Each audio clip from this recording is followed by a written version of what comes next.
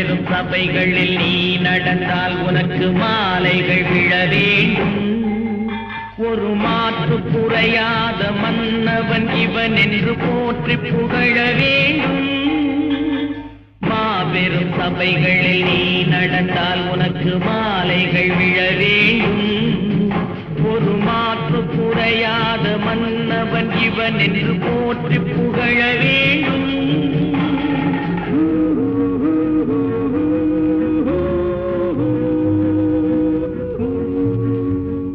உன்னை அறிந்தால் நீ உன்னை அறிந்தால் உலகத்தில் போராடலாம்.